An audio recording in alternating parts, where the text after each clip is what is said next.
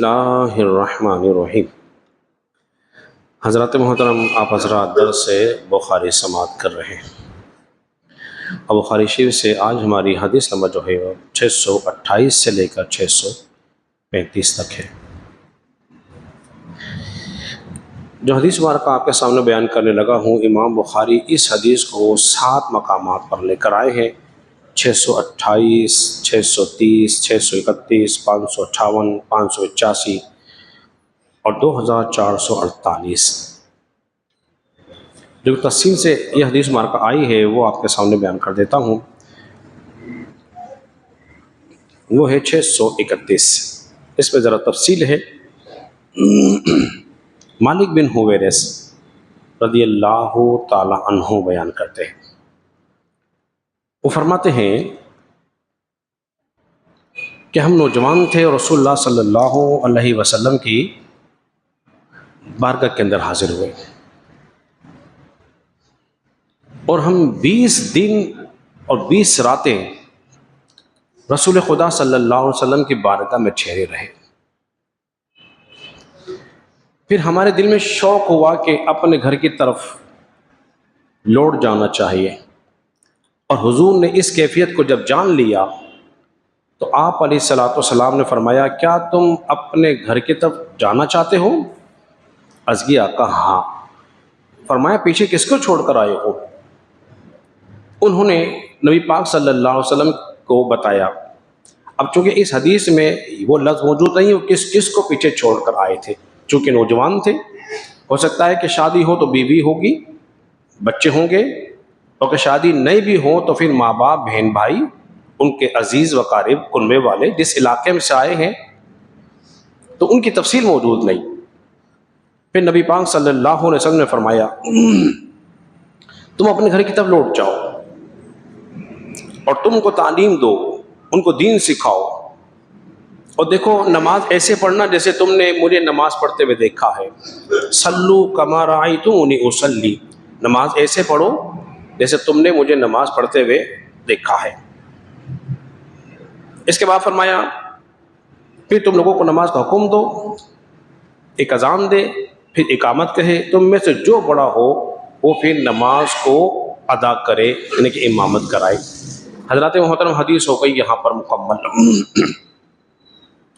سب سے پہلی بات اس حدیث میں معلوم ہو رہی ہے، یہ وہ صحابی ہیں جو کہ مسافر تھے، صرف زندگی کے 20 دن یا 20 راتیں رسول خدا صلی اللہ علیہ وسلم کے پاس ٹھہرے۔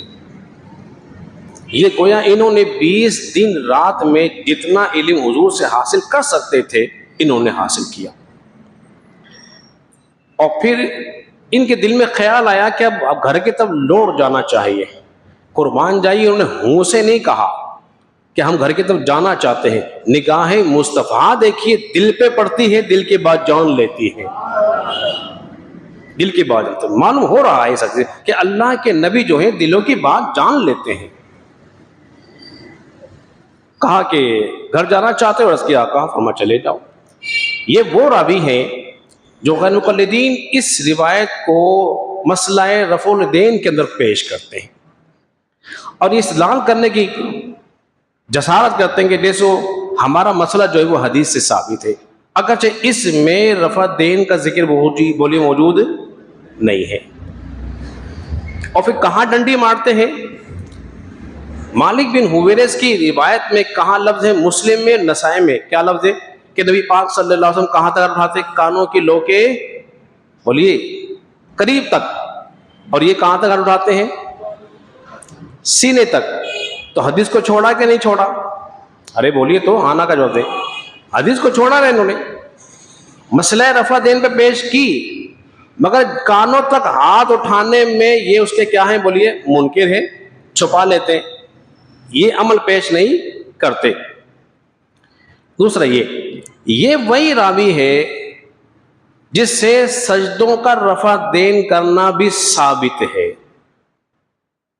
نسائی کے اندر اس سے سجدوں کا رفع دین کرنا بھی ثابت ہے، جبکہ یہ نام نہاد اہل حدیث جو اپنے آپ کو اہل حدیث کہتے ہیں اصل میں ہے غیر مقلد، یہ بیچارے سجدوں کا رفع دین کرتے نہیں۔ جب ان سے پوچھے سجدوں کے رفع دین کی منع کی کون سی دلیل ہے، کس وجہ سے چھوڑا، تو ان بیچاروں کے پاس سوائے سمن بکن ہونے کے، آئیں بائیں شائیں کرنے کے کوئی دلیل ہوتی نہیں ہے. اپنی لوجک مارتے ہیں، کوئی حدیث نہیں پڑھتے. ہونا کیا چاہیے تھا، حدیث بیان کرتے نا. جیسے ہم نے حدیث پوچھ رہے ہیں، بتاؤ سجدے بھی رفع دین کرنا ثابت ہے، تم کیوں نہیں کرتے؟ بقول تمہارے یہ آخری عمر میں ایمان لائے ہیں تو آخری عمر میں ان کا سجدوں کا رفع دین بھی تو ثابت ہے، وہ کیوں نہیں کرتے؟ تو پھر ان کے بیچاروں کے بعد جواب بولیے نہیں ہوتا. اور فتاوی علماء اہل حدیث کے اندر یہ بات لکھی ہوئی ہے، سجدوں کا رفع دین کرنا بھی سنت سے ثابت ہے. کیا کہتے ہیں؟ سجدوں کا رفع دین کرنا بھی سنت سے ثابت ہے. اور جو ایک سنت پر عمل کرے گا 100 شہیدوں کا ثواب ملے گا، اس میں لکھا ہوا ہے. تو بھائی ہم کہتے ہیں پھر کرو نا وہاں بھی سجدہ، وہاں بھی کرو اور 100 شہیدوں کا ثواب لے لو. جبکہ نہ رکوع کا رفع دین سنت سے ثابت، نہ سجدوں کا ثابت. ہمارا موقف اہل سنت کا یہ ہے، ابتداءً رسول خدا صلی اللہ علیہ وسلم نے رفع دین کیا، بعد میں ترک کر دیا، چھوڑ دیا تو ہم نے بھی چھوڑ دیا. جب صحابی نے سجدوں کا چھوڑ دیا، رکوع کا بھی چھوڑ دیا. تم نے سجدوں کا چھوڑا، رکوع کا باقی رکھا. ہم نے سجدوں کا بھی چھوڑا، رکوع کا بھی چھوڑ دیا. اور اس سے بھی اہم بات یہ، فعل ہیں 2 قسم کے. ایک ہے مسافر صحابی کی بات کر رہے ہیں آج ہم صرف، یہ صرف 20 رات رکے. اور ایک صحابی وہ ہیں جنہوں ساری زندگی رسول خدا صلی اللہ علیہ وسلم کے ساتھ گزاری ہو. اس صحابی کا نام جان تو کیا ہے؟ عبداللہ ابن مسعود رضی اللہ تعالیٰ عنہ ہیں. کسی نے پوچھا کوئی ایسا صحابی ہے جو حضور کی سنتوں کو سب سے زیادہ جاننے والا ہو؟ ایک صحابی نے کہا بھائی مجھے تو سوائے ایک کے دوسرا نظر آتا ہی نہیں ہے. جانتے ہو کس کا نام لیا؟ فرمائے وہ عبداللہ بن مسعود رضی اللہ تعالیٰ عنہ ہی ہے. بخاری سے بتا رہا ہوں. 70 سے زیادہ سنتیں یاد کرنے والے اور سیکھنے والے رسول خدا صلی اللہ علیہ وسلم سے کون تھے؟ عبداللہ بن مسعود رضی اللہ عنہ ہیں. بخاری میں حدیث واقعہ موجود ہے. یہ بیان کرتے ہیں کیا میں تمہیں رسول خدا صلی اللہ علیہ وسلم کی نماز پڑھ کے نہ دکھاؤں؟ مجمع میں عام ہے، صحابہ کے مجمع میں یہ بات کہہ رہے ہیں میں رسول اللہ کی نماز دکھاؤں تمہیں پڑھ کے؟ جنہوں ساری زندگی رسول اللہ خدا صلی اللہ علیہ وسلم کے ساتھ گزاری ہو. بتائیے وہ زیادہ جانتے ہیں یا 20 رات کا مسافر؟ میں بتائیے، ایک طرف 20 رات والا مسافر ہے، ایک طرف ساری زندگی گزارنے والا صحابی رسول ہے، قرآن کا قاری. حضور نے فرمایا اگر قرآن سیکھنا عبداللہ بن مسعود سے سیکھا کرو. یہ حضور کا مفتی صحابی، تو وہ زیادہ جانتے ہو نا حضور کی نماز، جو حضور کے سارا دن ساتھ رہتے ہوں. تو اس لیے ہم عبداللہ بن مسعود کی روایت پہ عمل کرتے ہیں اور امت اس پر کا تعامل ہے. فرماتے ہیں کہ رسول اللہ صلی اللہ علیہ وسلم جب نماز شروع کرتے سوائے ابتداء کے ہاتھ اٹھاتے، اس کے بعد دوبارہ ہاتھ نہیں اٹھاتے. اس پر صحابہ تابعین اہل علم لوگوں کا اسی پہ عمل ہے. سفیان ثوری جیسے محدث کا عمل بھی اسی حدیث پر ہی موجود ہے، اور الحمدللہ ہمارا عمل بھی اسی پہ موجود ہے. ہم جس طرح ہم کہتے ہیں لا الہ الا اللہ، نہیں ہے کوئی عبادت کے لائق سوائے اللہ کے، اس میں کیا ہے؟ نفی اور اثبات بھی موجود ہے.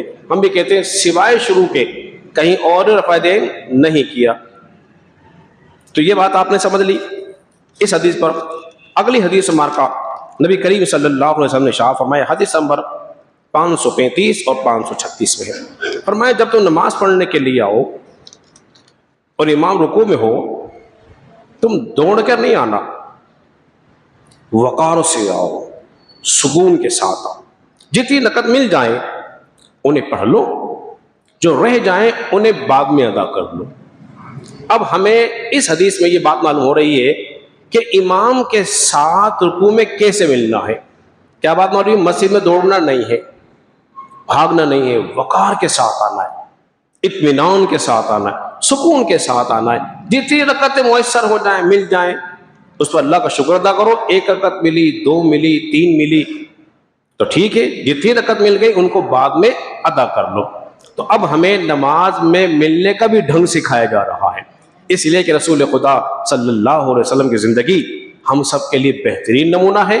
انہوں نے ہمیں زندگی گزارنے کے، کھانے پینے کے، سونے جاگنے کے ساتھ ساتھ عبادت کرنے کا بھی طریقہ ہمیں سکھایا ہے. اللہ رب کی بارگاہ میں دعا کرے خالق کائنات ہم سب کو سمجھنے اور عمل پیرا ہونے کی توفیق عطا فرمائے.